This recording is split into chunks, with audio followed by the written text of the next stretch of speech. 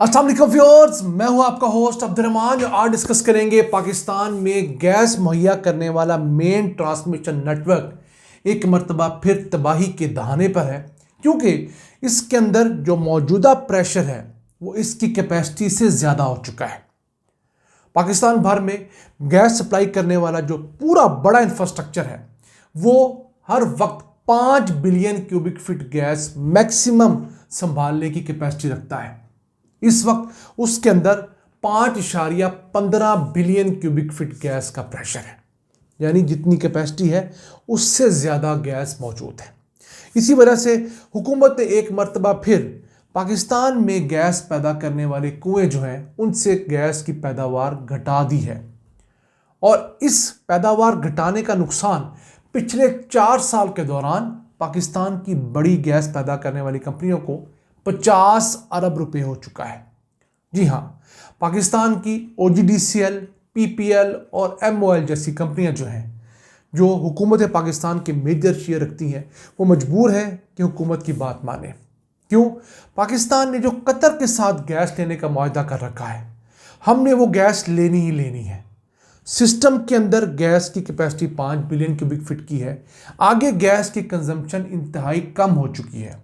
एक gas industry के लिए, पावर सेक्टर के लिए बहुत महंगी हो गई है, वो गैस कम इस्तेमाल करते हैं। घरेलू सार्फिन को नए कनेक्शन दिए नहीं जा रहे। तो इन तमाम वजूहात की वजह से हुकूमत इंपोर्टेड गैस तो कम नहीं कर सकती, लोकल गैस की पैदावार कम कर देती है। उससे होता क्या है, ऐसे कुएं जो कि नियर डिप्लीशन होते हैं, यानी जिनसे आहिस्ता आहिस्ता नेचुरली गैस की पैदावार कम हो रही होती है, यानी उनके ज़ख़ीरे ख़त्म हो रहे होते हैं, अगर उनसे आप इस गैस की पैदावार को कम करेंगे तो वो बैठ जाते हैं, और उनके बैठने की वजह से दोबारा से उन पर पैसा अक्सर लगाना पड़ता है।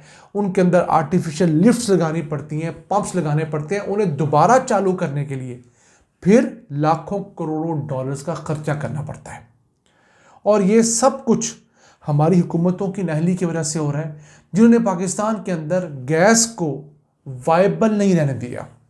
अब इस मुल्क की बात करें तो इसमें जो बड़े सेक्टर्स गैस से इस्तेमाल करते हैं उनमें से एक बिजली पैदा करने के कारखाने भी हैं।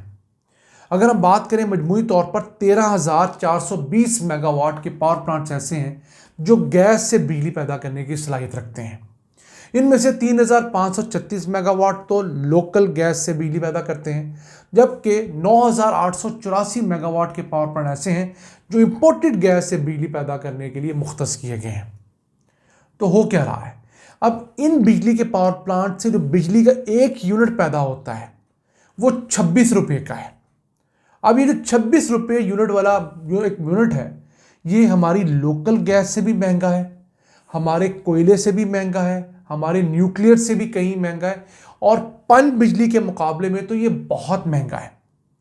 तो पाकिस्तान के अंदर बिजली पैदा करने का जो मेरिट ऑर्डर है वो कुछ यूँ है कि आप सबसे सस्ते ज़रिए से सबसे ज़्यादा बिजली पैदा करेंगे, फिर उससे थोड़ा महंगा ज़रिया जो है उससे बिजली पैदा करेंगे, फिर उससे ज़्यादा बिजली पैदा करेंगे। तो चूँकि ये RLNG बेस्ड जो पावर प्लांट्स हैं ये महंगी बिजली पैदा करते हैं, तो इनकी बारी तब आती है जब तमाम सस्ते ज़राए से आप बिजली पैदा कर रहे होते हैं। तो आजकल के दौरान, जब आजकल मौसम चूँकि ठंडा हो गया है, मुल्क भर में बिजली की ज़रूरत सिर्फ 12-13 हज़ार मेगावाट रह गई है। तो बिजली तो हम नॉर्मली दूसरे ज़राए से पूरी कर रहे हैं, मसलन लोकल कोयले से हम बिजली पैदा कर रहे हैं, पन बिजली से हमें बिजली हासिल हो रही है, न्यूक्लियर से हमें बिजली हासिल हो रही है, लोकल गैस से हम बिजली हासिल कर रहे हैं जो कि निस्बतन सस्ती है। तो लोकल ज़राए से इतनी बिजली पैदा हो रही है कि हमें इंपोर्टेड ज़राए से यानी RLNG से बिजली पैदा करने की ज़रूरत ही नहीं है। तो वो पावर प्लांट बंद है। तो पाकिस्तान में जो RLNG बेस्ड पावर प्लांट हैं वो रोज़ाना 610 मिलियन क्यूबिक फीट गैस इस्तेमाल करते थे, अब वो कम होकर 174 मिलियन क्यूबिक फीट रह गई है। आप समझ लीजिए कुछ 450 मिलियन क्यूबिक फीट गैस की डिमांड सिर्फ हमारे पावर प्लांट्स में कम हुई है।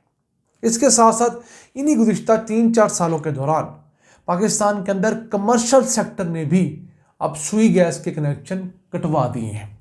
मैं ज़ाती तौर पे लाहौर में देखता हूँ बहुत सारे तनूरों वाले, बहुत सारे छोटे होटलों वाले, उन्होंने अपने सुई गैस के कनेक्शन ख़त्म करवा दिए हैं।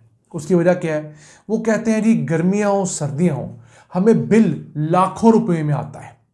इससे अच्छा ये नहीं है कि हम लोग गैस का सिलेंडर मंगवाएं, उसके ऊपर हमारा एक पूरा कंट्रोल होता है, जितने हमारे पास पैसे होंगे उतना सिलेंडर मंगवा के इस्तेमाल करेंगे, वरना हमें जितना बिल ये गैस मुहैया करने वाली कंपनियां भेजती हैं हमें वो अदा करना पड़ता है।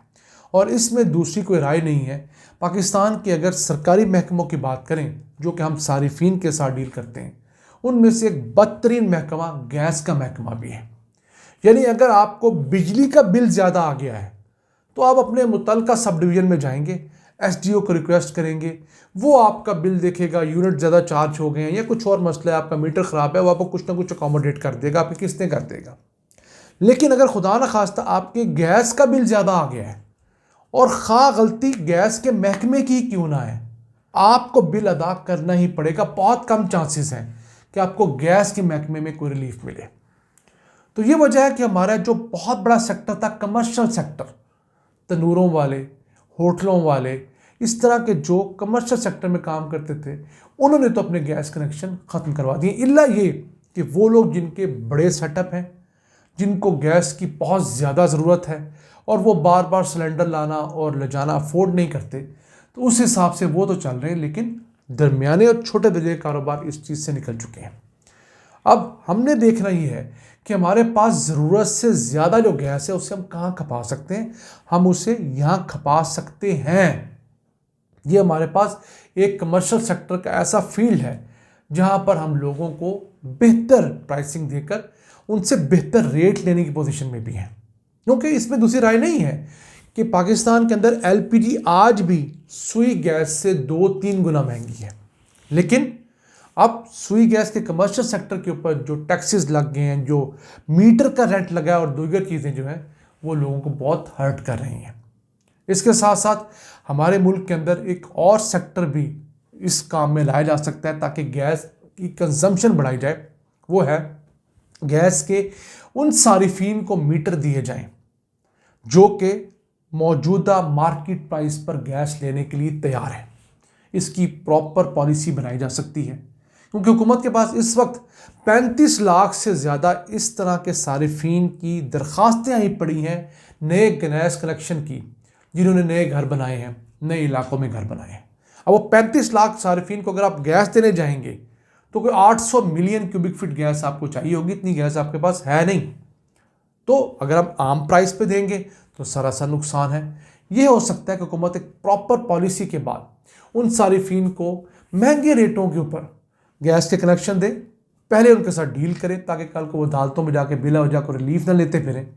उससे होगा कि हुकूमत अगर मार्केट प्राइस जो उस महीने चल रही होगी उसके हिसाब से उनको बिल करेगी और वो लेने पे राज़ी हैं ये गैस, तो पाकिस्तान का ये बहुत बड़ा असासा तबाही से बच सकता है। हमारा यहाँ जो ये मेन ट्रांसमिशन लाइन का नेटवर्क है कोई 14-15 हज़ार किलोमीटर पर फैला हुआ है, तो उसे बचाना बहुत ज़रूरी है। अगर हम 5 बिलियन क्यूबिक फीट के अंदर 5.2 बिलियन क्यूबिक फीट गैस घुसाएंगे और फिर इन ट्रांसमिशन लाइंस को सिर्फ गैस की तरसील की बजाय बतौर एक स्टोरेज कैपेसिटी इस्तेमाल करने लगेंगे, तो खुदा न खास्ता एक हादसा पूरे मुल्क को अंधेरे में धकेल सकता है। ये था आज का एपिसोड। हमें उम्मीद है आपको पसंद आया होगा। अपनी सजेशंस, अपनी आराज़ से हमें आगाह रखा करें। अपने मेज़बान अब्दुल रहमान को इजाज़त दीजिए। अल्लाह ने के मान।